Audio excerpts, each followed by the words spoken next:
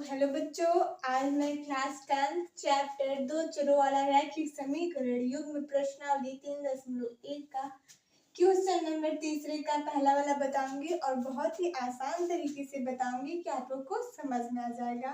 तो आइए देखते हैं प्रश्न में हमें दिया क्या है। प्रश्न में हमें दिया है कि अनुपातों a1/a2, b1/b2 तथा c1/c2 की तुलना करके ज्ञात कीजिए कि निम्न समीकरण के युग्म संगत या असंगत है।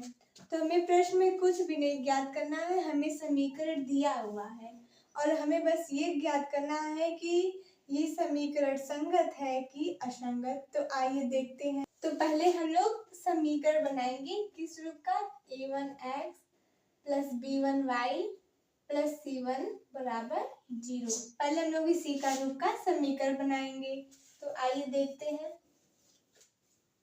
तो 3x minus plus 2y minus 5 बराबर 0 समीकरण 1 तथा 2x माइनस 3y माइनस 7 बराबर 0 समीकरण 2। अब हम लोग लिखेंगे समीकरण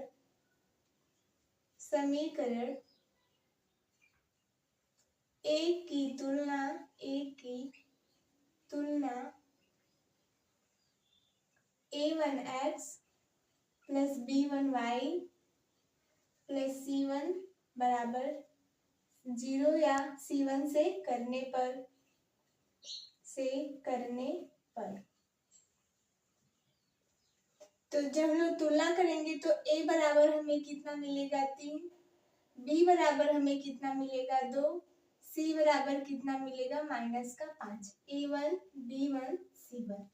तो अब हम लोग लिखेंगे पुनः समीकरण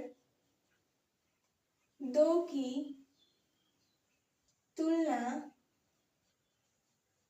a2x plus b2y plus c2 से करने पर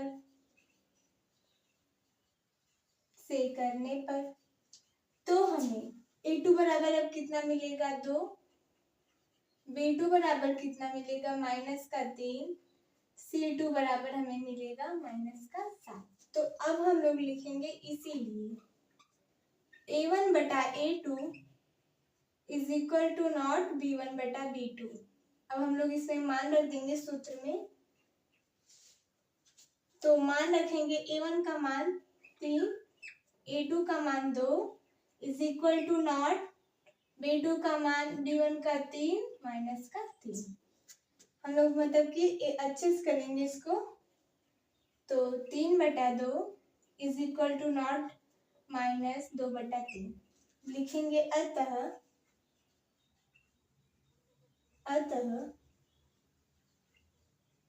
रैखिक